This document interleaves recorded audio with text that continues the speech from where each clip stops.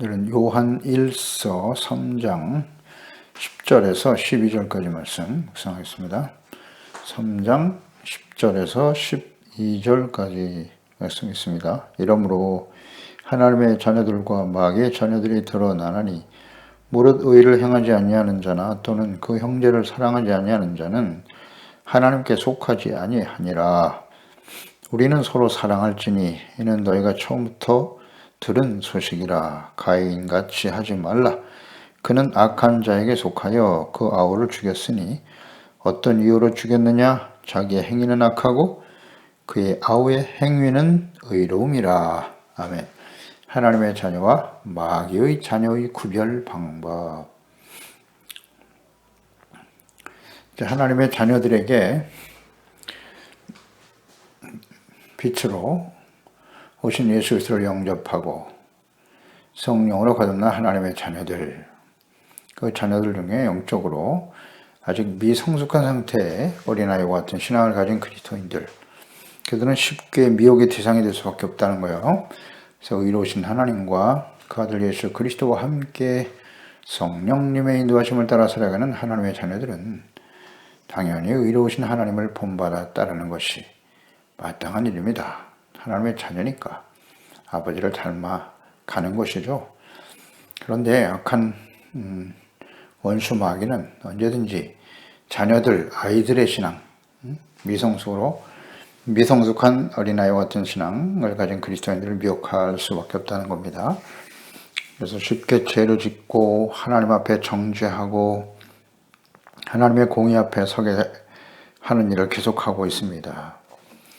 그래서 죄를 짓는 것을 아무렇지도 않게 여기는 자들, 이들은 하나님의 자녀가 아니라 마귀에 속한 자들이다, 이런 말씀을 하셨어요. 그래서 우리가 하나님께 속한 자인지 또 마귀에 속한 자인지를 어떻게 분별할 것인가? 의를 행하느냐? 아니면 여전히 죄 가운데 범죄하며 살아가느냐? 죄를 지으면서도 전혀 가책을 받지 않고 회개하고 돌이킬 것을 거부하고 그 길을 간다면 그것은 하나님의 자녀라 할 수 없다라는 것입니다. 그리고 배후에 악한 원수 마귀의 끊임없는 미혹과 역사가 있다는 사실을 잘 알아야 합니다. 그러니까 이 사탄과의 싸움에서 이긴다라고 하는 것은 죄를 이기는 것이죠. 그러기 위해서는 항상 하나님의 말씀과 성령님의 인도하심을 따르는 경건의 훈련이 계속되어야 한다는 사실 명심해야 합니다. 하나님의 아들이 나타나신 것은 마귀를 멸하려 하심이라 하셨어요. 그러니까 하나님께서 그 아들 예수 그리스도를 이 땅에 보내신 목적 무엇이냐? 마귀를 멸하기 위해서다. 마귀가 하는 일은 뭐다? 하나님의 자녀들을 범죄하게 하는 거예요. 미혹하여 범죄하게 하여 죄를 짓고 돌이키지 못하게 하는 거예요. 마음이 완악하게 만드는 겁니다. 무지와 완악함으로 하나님의 공의 앞에 서게 하는 것이고 죄의 삭은 사망이니까요. 이것이 사탄이 하는 일인데 이 마귀를 멸하기 위해서 하나님의 아들 예수께서 이 땅에 오셨다는 겁니다. 그러니까 하나님은 그 아들 예수 그리스도를 통해서 마귀를 멸하셨는데 어떻게 하셨습니까? 십자가를 지심으로, 십자가를 통해서 죄를 용서하심으로써 마귀를 멸하셨다. 하나님의 자녀들은 죄를 짓지 않는다 그랬죠. 그 이유가 뭐냐? 하나님의 씨가 그 속에 거하기 때문이다. 이 씨는 하나님의 말씀, 하나님의 자녀라고 하는 증거, 혹은 성령의 인도하심이죠. 성령의 임재하심과 인도하심, 이것이 하나님의 씨라고 볼 수 있는데, 그래서 말씀과 성령님의 인도하심을 따른 하나님의 자녀들은 계속해서 범죄하며 살아갈 수가 없다라는 거죠. 그래서 마귀의 미혹을 받고 범죄함으로 그 속에 속한 자가 되지 않도록 항상 조심해야 된다. 자, 그러면 하나님의 자녀와 마귀의 자녀를 어떻게 구분할 수 있는가? 오늘 본 말씀에 잘 나타나 있네요. 10절에 보면 무릇 의를 행하지 않는 자나 또는 그 형제를 사랑하지 아니하는 자는 하나님께 속하지 아니하니라 그랬어요. 자, 하나님께 속한 자녀들을 어떻게 분별할 수 있을까요? 우리 자신을 비롯해서 남들을 우리가 평가하거나 판단하고자 함이 아니라 중요한 건 자기 자신이겠죠. 우리가 하나님 앞에서 진정 하나님의 자녀인가, 하나님에 속한 자녀인가를 잘 먼저 점검하고 분별하는 것이 필요하겠습니다. 자, 하나님의 자녀들, 속한 하나님의 자녀들을 어떻게 알 수 있을까요? 교회에 속한 교인, 혹은 예배 참석, 교회의 직분, 신앙의 연륜, 종교적인 행위. 물론 하나님의 자녀가 되는 일은 하나님의 은혜와 주권 속에 속하는 일이죠. 이건 아주 분명합니다. 근데 이러한 모습들이 과연 우리가 하나님의 자녀라고 하는 증거가 될 수 있을까요? 네, 맞습니다. 물론 이러한 모습들이 우리가 하나님의 자녀라고 하는 명분이 될 수 있겠지만 근본적으로 교회 안에 속했다고 해서 직분과 신앙의 연륜이나 종교적인 행위를 한다고 해서 그들이 다 하나님께 속한 자녀냐? 그렇지 않다라는 겁니다. 하나님의 자녀가 되는 것은 하나님의 은혜와 주권에 속한 일이다. 이것을 먼저 전제로 해야 되겠죠. 우리가 어떻게 하나님의 자녀가 될 수 있다고요? 요한복음 1장 12절 13절이죠. 영접하는 자고 그 이름을 믿는 자들에게는 하나님의 자녀가 되는 권세를 주셨다. 이는 혈통으로나 육적으로나 사람의 뜻으로 나지 아니하고 오직 하나님께로부터 난 자들이다 라고 말씀하셨죠. 그러니까 하나님의 아들 그리스도, 빛으로 오신 예수님을 구주로 영접하는 사람이 하나님의 자녀가 되는 것이죠. 이것 또한 하나님의 은혜이며 또 성령의 감동하심과 인도하심, 또 거듭나게 할 때 가능한 일입니다. 그러니까 하나님의 자녀가 되면 하나님의 아들 예수 그리스도를 닮아서 의를 행하는 자가 되는 것입니다. 그러니까 의를 행치 않는 자 또는 형제를 사랑하지 아니하는 자는 하나님께 속한 자가 아니다 라고 말씀하시네요. 여기서 하나님의 자녀가 아니다 라고 하는 말씀 잘 묵상해 봐야 합니다. 의를 행하지 않는 자이거나 또는 형제를 사랑하지 않는 자라고 말씀하시죠. 그러니까 의라고 하는 것은 의의 개념 자체는 마땅히 지켜야 할 이치나 도리란 말이죠. 그리스도인들, 하나님의 자녀들에게 있어서 의라고 하는 것은 마땅히 지켜야 될 하나님의 말씀과 명령, 법이죠. 이것을 지켜 순종하는 것이 의입니다. 하나님께서 가나안 땅에 들어가기 전에 애굽에서 구원받은 하나님의 자녀 언약의 백성 이스라엘, 그들에게 친히 강림하셨잖아요. 시내 산에 강림하셔서 모세를 통하여 주신 계명, 율법, 십계명. 이 율법에 나타난 하나님의 뜻은 무엇이냐? 사랑과 의다. 의의 기준이고 그 말씀을 지켜 순종하는 것이 의고 그 동기는 사랑이라는 거죠. 그래서 율법의 핵심적인 십계명을 요약하면 하나님 사랑, 이웃 사랑입니다. 그 사랑을 실천하는 것이 의고요. 사랑과 의는 같은 의미죠. 그래서 율법에 나타난 율법에 대해서 예수님께서 분명히 가르쳐 주셨죠. 마태복음 5장 산상수훈을 가르치시면서 예수님께서는 율법을 폐하러 오신 것이 아니라 완전하게 하려 하심이니라 말씀하시고, 너희의 의가 서기관과 바리새인보다 더 낫지 못하면 결코 천국에 들어갈 수 없다라고 말씀하셨죠. 의가 없이는 천국에 들어갈 수 없다는 것입니다. 그 의란 무엇이냐? 예수 그리스도의 대속의 은혜를 믿음으로 말미암아 용서받고 의롭다는 얻는 것이고, 그 이후에 우리가 하나님 앞에 서는 그날까지 계명을 폐한 것이 아니라 완전하게 하려 하심이라 말씀하시면서 5장 20절, 21절 이하에 이어서 십계명을 시작으로 하나님의 그 의의 기준이신 하나님의 율법의 말씀을 중심으로 가르쳐 주시는 것을 우리가 알 수 있죠. 그러니까 율법에 나타난 하나님의 뜻, 이것이 진실한 주님의 사랑이다라는 것을 우리가 말씀해 주고 있어요. 의의 기준이라고 말씀하셨습니다. 그래서 율법, 그럼 구약 시대에 하나님께서 모세를 통해 주신 율법이 오늘날 시대에는 필요 없느냐? 그렇지 않다고 예수님 말씀하셨어요. 폐하신 것이 아니다. 다만 율법을 지켜 의에 이르고 구원에 이를 수 없다는 사실이죠. 이걸 인정하고 죄를 깨닫고 회개하고 예수 그리스도의 십자가의 복음을 믿음으로 의롭다함을 얻은 거예요.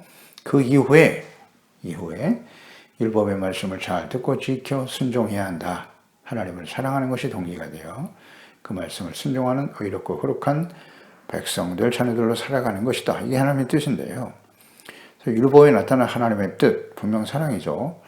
하나님 사랑, 이웃 사랑, 이걸 예수님께서도 가르쳐 주셨다. 마태복음이죠. 22장 35절 이하 40절까지 말씀 보면 그 중에 한 율법사가 예수를 시험하여 묻되 선생님, 율법 중에서 어느 계명이 크니까?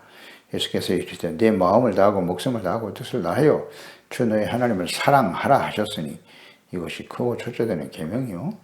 둘째도 그와 같으니 내 이웃을 내 자신과 같이 사랑하라 하셨으니 이 두 계명은 온 율법과 선지자의 강령이니라. 하나님 사랑, 둘째 내 이웃을 내 자신같이 사랑하라. 이웃 사랑이죠. 하나님 사랑, 이웃 사랑이라고 율법을 예수님께서 요약하여 가르쳐 주셨습니다. 그래서 십계명은 하나님 사랑, 이웃 사랑으로 성경 전체 요약으로 예수님이 말씀하신 겁니다. 그래서 의를 행하는 일이란 건 뭐냐? 이웃 사랑의 구체적 실천으로 나타나는 것이죠. 그러니까 하나님을 사랑한다라고 하는 것은 곧 이웃 사랑의 실천으로 연결이 되어야 하는 거예요. 이웃을 사랑하지 못하는 사람이 하나님을 사랑한다? 그것은 거짓이다 라고 분명히 말씀하셨죠. 그러니까 하나님을 사랑하는 사람은 이웃 사랑의 구체적인 실천으로 나타나야 해요. 보이지 않는 하나님, 그 하나님을 어떻게 사랑할 수 있느냐? 이웃 사랑의 실천으로 증거되어야 한다는 것이죠. 로마서 13장 8절 10절 말씀이죠. 피차 사랑의 빛 외에는 아무에게든지 아무 빛도 지지 말라. 남을 이웃이죠. 사랑하는 자는 율법을 다 이루었나니라. 그렇습니다. 남과 이웃을 사랑하는 것이 율법을 이루는 것이라고. 간음하지 말라, 살인하지 말라, 5계명에서 10계명이죠. 도둑질하지 말라, 탐내지 말라 한 것과 그 외에 다른 계명이 있을지라도 내 이웃을 내 자신과 같이 사랑하라 하신 그 말씀 가운데 다 들었느니라. 사랑은 이웃에게 악을 행하지 아니하나니 그러므로 사랑은 율법의 완성이니라. 아멘입니다. 사랑, 이웃 사랑의 실천이 곧 율법의 완성이다. 그러니까 사랑이라고 하는 것은 이웃에게 악을 행하지 않는 거예요.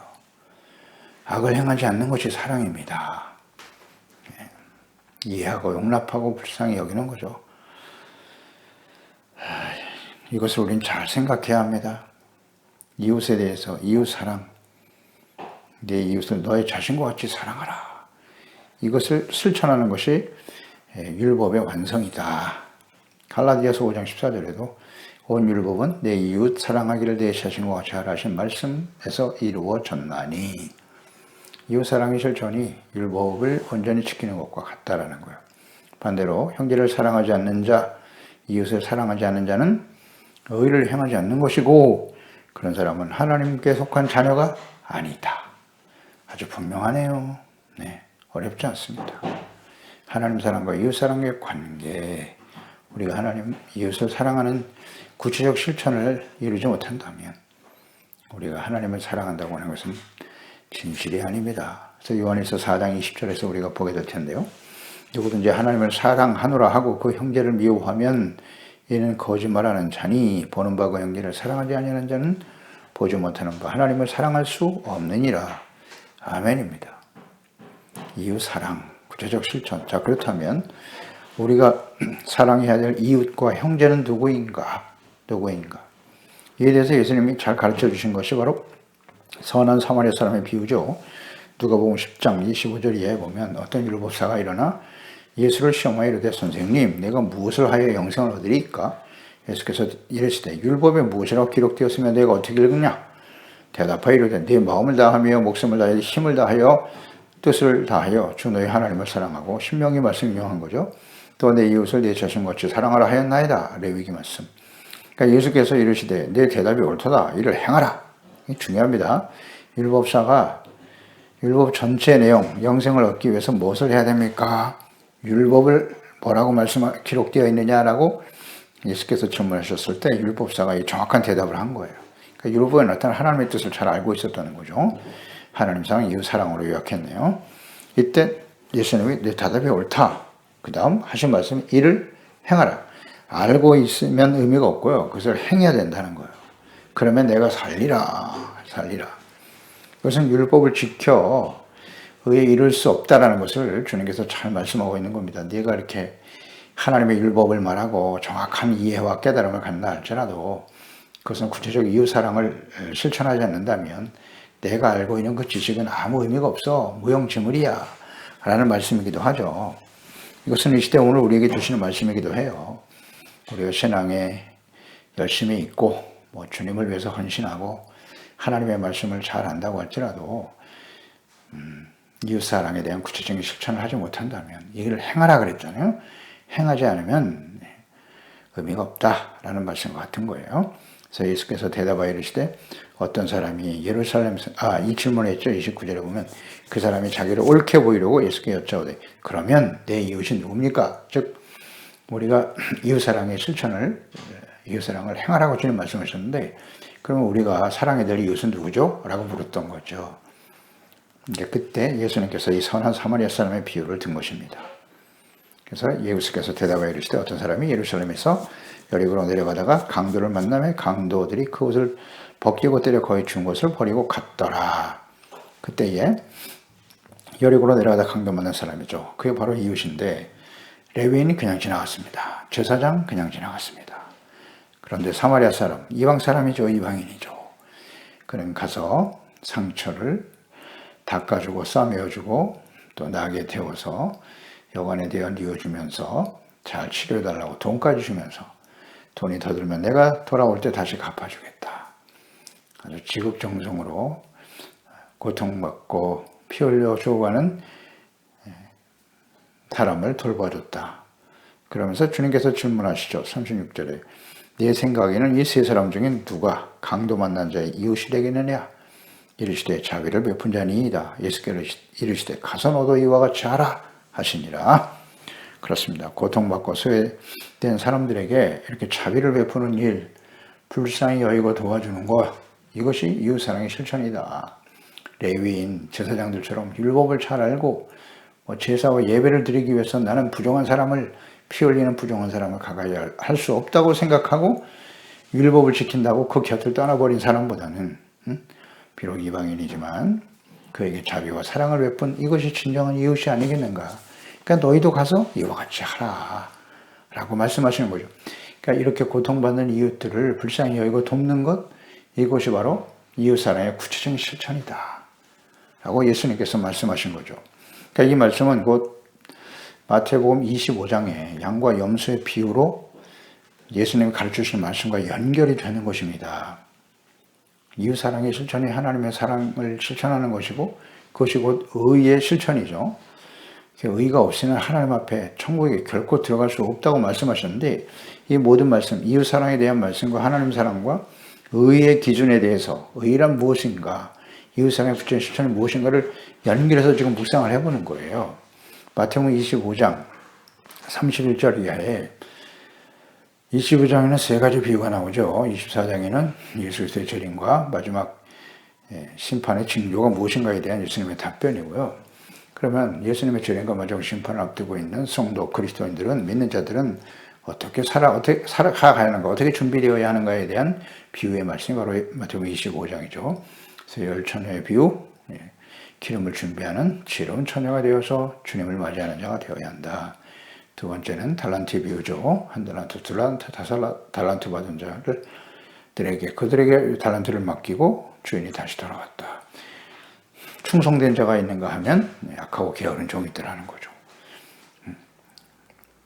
그리고 이제 이 세 번째 비유가 양과 염소의 비유인데 인자가 자기 영광으로 모든 천사와 함께 올 때에 자기 영광이 보호자에 앉으리니 모든 민족을 그 앞에 모으고 각각 구분하기를 목자가 양과 염소를 구분하는 것 같이 하여 양은 오른편에 염소는 왼편에 두리라. 그때 임금의 그 오른편에 있는 자들에게 이르시되 내 아버지께 복을 받을 자들이요 나와 창세로부터 너희를 위해 예비된 나라를 상속받아라. 천국에 들어갈 사람들이 오른편에 속한 양과 같은 사람들이라는 것이고요. 근데 그런 사람들이 누구냐? 그 예비된 하나님의 나라를 상속받을 사람이 누구냐는 거죠. 그래서 35절에 내가 줄일 때 너희가 먹을 것을 줬고 목마를 때 마시게 하였고 나그네 되었을 때 영접했고 헐벗었을 때 옷을 입혔고 병들었을 때 돌아보았고 옥에 갇혔을 때 와서 보았나니라. 내가 줄일 때 그랬어요. 그때 의인들이 물어봤죠. 우리가 언제 주님이 줄일 때 먹을 것을 줬고 목마를 때 마시게 하였는가요? 그랬더니 예수께서 말씀하셨죠. 내 이웃에 지극히 작은 내 형제에게 행한 것이고 내게 행한 것이니라. 이런 말씀하셨죠. 그리고 이들이 바로 오른쪽에, 그래서 천국에 들어가서 하나님의 나라를 소유하게 된다. 아주 중요한 의미의 말씀을 하신 것입니다. 양과 염소로 구분된다. 이처럼 고통받고 있는 이웃, 도움이 필요한 이웃을 불쌍히 여기고 돕는 일이 곧 이웃사랑의 실천이고, 그런 사람들이 곧 하나님 앞에 서게 된다. 그게 의란 말이에요. 의. 그러니까 그 동기는 사랑이죠. 진실한 사랑과 불쌍히 여기는 마음을 가지고 예수님처럼 이웃을 돌봐주고 불쌍히 여기고 돕는 일, 이것이 이웃사랑의 실천이란 말이에요. 그러니까 이웃사랑이라고 하는 것이 나와 뜻이 맞고 나에게 잘해주는 사람, 우리와 함께 만나서 서로의 유익을 추구하고 기쁨을 누릴 수 있는 그런 이웃을 돕는 게 아니라 이렇게 소외당한 사람들, 고통받는 사람들, 정말 도움이 필요한 이런 사람들을 돌아보고 작은 것부터 돕고 실천해 가는 거, 서로 위로해주고 격려해 줄 수 있는 거, 이것이 이웃사랑의 실천이죠. 그러니까 그 형제가 뭐 멀리 갈 것도 없이 우리 남편과 아내가, 부모와 자녀들이 함께 살아가는 형제들, 친척들, 이웃들이 그들의 고통과 아픔을 돌봐주고 또 함께 위로해주고 위해서 기도해주고 이해와 용납으로 받아들여야죠.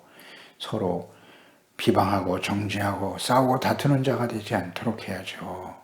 상처를 주지 않도록 해야죠. 위로와 격려를 주고 위해서 기도해주는 사랑을 실천하는 자들이 되어야 할 것입니다. 사실 그렇죠. 원래 가정 안에서도 남편과 아내, 부모와 자녀들 간에 서로 이해하지 못하고 반목하고 자신들의 생각과 뜻을 앞세우고 부모가 자녀들을 이해관계로 대하려고 하는 이런 폐역한 시대, 자녀들 역시 마찬가지예요. 힘 있는 부모, 재물이나 능력 있는 부모는 순종하는 척하지만 힘이 없는 부모 무시하고 멸시합니다. 참 가슴 아픈 일이죠. 진실은 사랑으로 서로 교제하고 나눌 수 없는 여전히 이해관계로 대한단 말이에요. 이익이 있으면 받아들이고 자기 손해가 되면 멀리하고 무시하고 멸시하려고 하는 이 가족들 간에도 이런 일이 벌어진단 말이죠. 가슴 아픈 일이에요.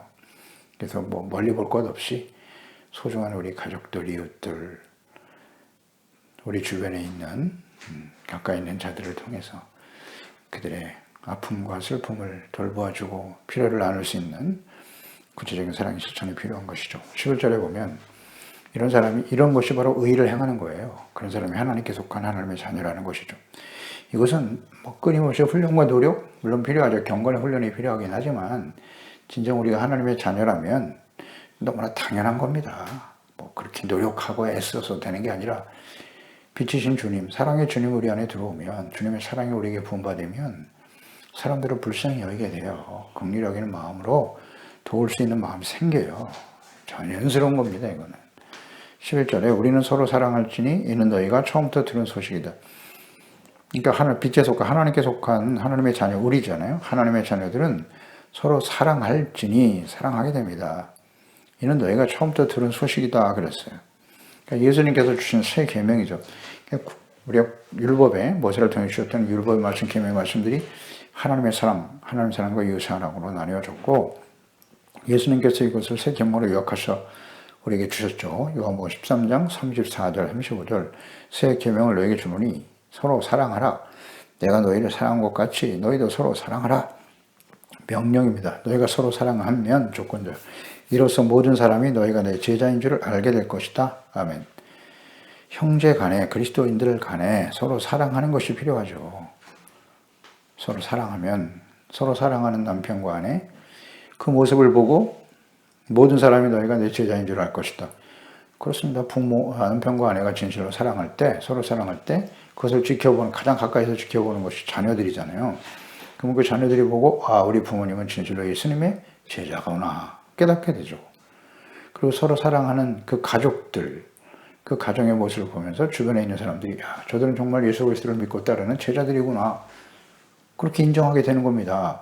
교회 안에서 주의 종들과 성도들, 또 우리 성도들 간에 서로를 이해하고 용납하고 사랑하는 모습을 볼 때 주변에 믿지 않는 불신자들이 보고 저들은 진정 예수님의 제자로구나 라고 인정하게 되는 것이죠.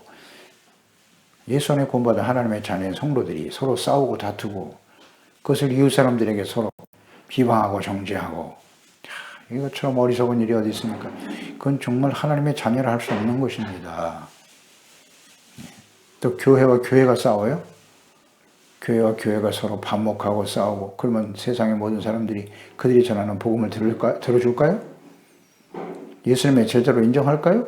아니요. 아이 간단한 말씀 모르나요? 너희가 서로 사랑할 때 비로소 모든 사람이 너희가 내 제자인 줄로 알게 될 것이다. 서로 사랑하라. 이게 하나님의 자녀예요. 서로 사랑하고 있는가? 아주 중요한 문제입니다. 단순하고 명료하잖아요. 하나님의 뜻은. 뭐 이래서 사랑할 수 없고 상대방이 나이가 어떻게 했기 때문에 그게 아니에요. 나를 사랑해 주는 자를 사랑하는 것은 이방인들도 그렇게 한다고 하시잖아요. 예수님께서. 이방인도 믿지 않는 자들도 그렇게 한다고. 원수까지도 사랑할 수 있는 이것이 진정 그리스도는 하나님의 자녀의 모습이다. 자녀 마땅한 태도라고 주님 말씀하시죠. 어떻게 원수까지 사랑합니까? 예수님께서 그렇게 하셨는데요. 삶을 보여주시지 않습니까? 그러니까 예수님의 사랑이 우리 가운데 부어되어질 때 우리도 그 사랑을 힘입어 아가페 사랑이죠. 그 사랑이 주어질 때 비로소 그들도 원수까지도 불쌍히 여기고 사랑하고 인내하는 거예요. 사랑은 오래 참는 거예요. 견뎌주는 거고 소망을 버리지 않는 것이고 이것을 실천하며 살아가게 되는 것이죠. 가인과 아벨, 가인과 같지 않다 이런 말씀. 가인과 아벨에 대해서 예를 드셨네요. 12절에 가인같이 하지 말아라. 그는 악한 자에게 속하여 그 아우를 죽였으니 어떤 이유로 죽였느냐? 자기 행위는 악하고 그 아우의 행위는 의로움이라. 정확하게 정리했네요. 이 말씀이 정확하네요. 가인과 같이 하지 말라. 가인과 아벨, 아담과 하와가 낳은 아들들이죠. 장남인 가인과 동생 아벨이 하나님께 제물을 드렸다. 예배를 드렸어요. 그때 하나님께서 아벨의 제사를 받으셨으나 가인의 제사는 받지 않으셨죠. 가인은 농사하는 자이기 때문에 곡물을 제물로 드렸고 아벨은 양치는 목동이죠. 그러니까 양을 제물로 드렸습니다. 그러니까 제물 때문에 하나님이 제사를 받은 것은 아니에요. 하나님이 곡물보다 양을 더 좋아하신다? 그래서 아벨의 제사를 받으셨다? 그렇지 않아요. 그렇지 않습니다. 물론 이제 어린 양을 드릴 때 그 피를 흘려서 하나님께 제사를 드렸기 때문에 하나님이 그걸 받으신 것이다. 뭐 그렇게 해석하고 가르치는 경우도 있는데 제물의 문제가 아니에요. 하나님 앞에 제사를 드리는 그 사람이 어떤 사람이냐. 그게 중요한 겁니다. 오늘 본문에 자세하게 나타나 있네요. 가인과 같이 하지 말라고. 그러니까 똑같이 하나님 앞에 제사를 드렸는데 제사를 드리는 의미가 뭐예요? 본질이. 제사는 하나님 앞에 자신의 죄를 깨닫고 회개하고 돌이키고 용서받고 의롭다함을 얻기 위해서 드려지는 겁니다. 그러니까 제사를 드리는 자는 겸손해야죠. 겸손이란 무엇이다? 하나님 앞에 자기의 죄를 깨닫고 돌이키는 거예요. 용서받기 위한 간절한 마음, 겸손한 마음이죠.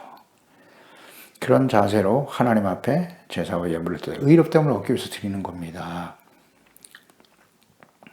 그런데 가인은 하나님이 받지 않으시고 아벨의 제단에 불로 응답하셔서 하나님이 받으셨단 말이에요. 아벨의 제사. 그래서 자기의 제사를 받지 않으니까 아벨을 어떻게 했어요? 쳐 죽였어요. 쳐 죽였습니다. 그러니까 가인은 그만큼 이기적이고 자신의 뜻이 성취되지 않으면 자기 뜻대로 되지 않으면